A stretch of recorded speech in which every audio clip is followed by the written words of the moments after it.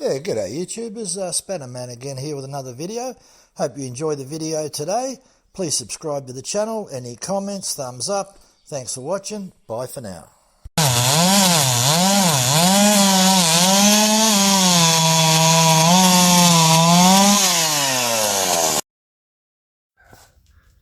Yeah, g'day YouTubers, Spannerman again here with another video. Today I'm going to talk about why does my chainsaw cut crooked. Now, it did happen to me many years ago before I had any experience and I knew what was going on. But you generally won't notice it when you cut in small timber. It's only if you cut in fairly large logs, up to an arm's length or something like that there. And that's what started to happen. I was cutting some timber that was quite a arm's length in diameter. And I noticed that the saw was cut into the right-hand side. I really didn't worry about it that much because I was only cutting the timber up for firewood, but it always had me puzzled what was going on until later on that I learnt that it was a bar-related issue. It was a bar-related issue because the oil pump started to fail and I didn't replace the oil pump and it was getting starved of oil. Anyway, one thing led to another thing and one side of the bar rails were lower than the other, so I had uneven bar rails, not to mention that the bar was splayed open a bit. The bar was just worn out. It had done a lot of work over the years and I'd done no maintenance on it because I really didn't know what I was doing back in those days. So it was cutting crooked, not until I got a new bar and it cut perfectly straight again.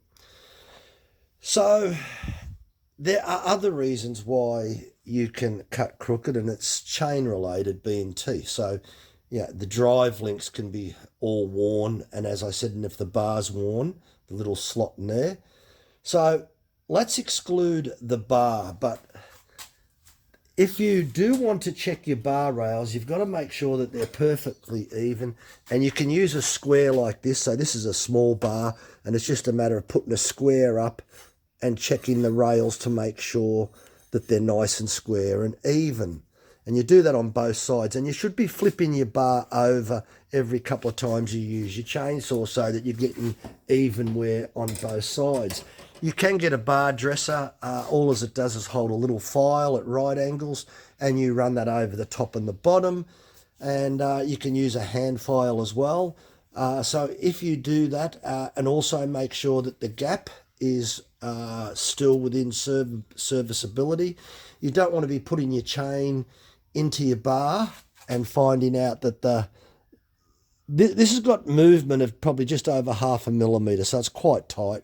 But if you've got a lot of movement, more than 1 millimetre, something needs to be looked at. Either your bar's too worn or you've got a real old chain that's worn. So okay, then it brings us back to, let's eliminate your bar and say that you're still cutting crooked, and let's just say you put a brand new bar on and you're still cutting crooked. So then you know that it's obviously it's chain related. So what can be wrong with the chain? Well, there's really only one thing that's wrong. Your raker gauges are set incorrect. Now, you'll hear sort of things going around where people will turn around and say that all your teeth have to be even and all your rakers have to be the same height.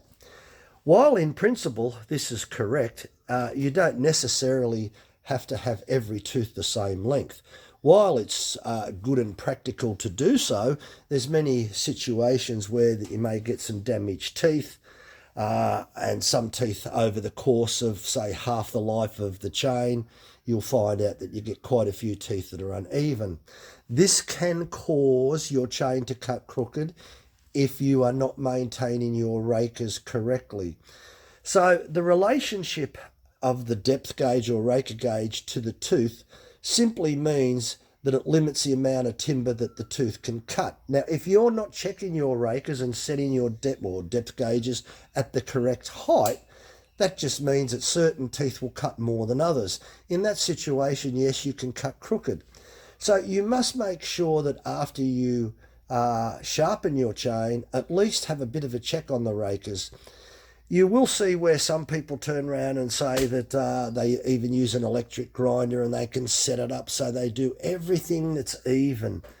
Look, if you want to do it that way, that's fine. But I find out that if you try and get everything even and perfect, that you can be spending a lot of time grinding. Whereas if you use a progressive depth gauge, you'll find out that things will work a lot different. So first of all, if we look at a tooth and we have a look at the top of the tooth to the top of the raker, this is the angle. We could refer to this as attack angle, but we're looking at this distance to this distance, this gap.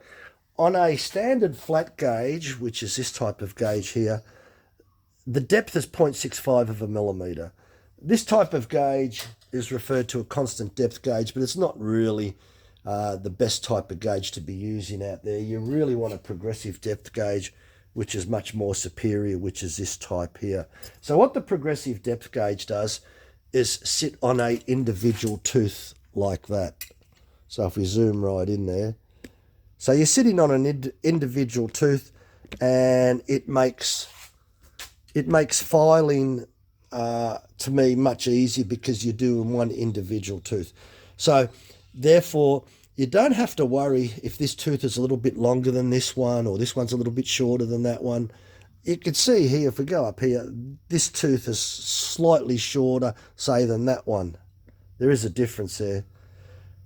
But I don't worry. I don't count strokes, and I don't worry if one is a little bit tooth is longer than the other. The most important thing is that you've got to set the depth for each one, because irrespective of what the length of the tooth is, if the depth of the tooth is set correct, this will remove the same amount of timber as this one or the next one. And that's the most important thing, that each tooth is removing the same amount of timber. If that's the case, then you'll never cut crooked.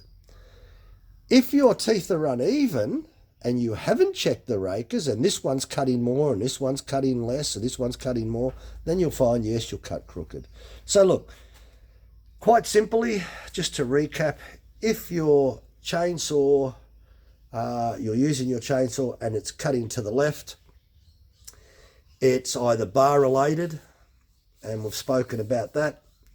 If you eliminate the bar and it's still cutting crooked, then it's tooth related, and it means that the rakers, the raker to the tooth ratio depth is not set correct.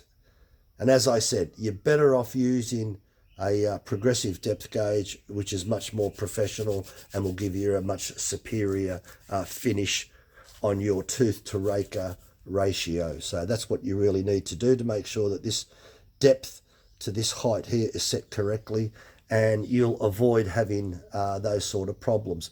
While I agree in principle that, yes, in principle I agree that if everything is equal, and if everything is equal, well, it will cut straight. So I agree to the principle of making everything equal and the same. But as I say, you may strike, your chainsaw might touch a bit of dirt, get a few teeth damage. You might have to take a couple of millimeters off this tooth or millimeter off that one.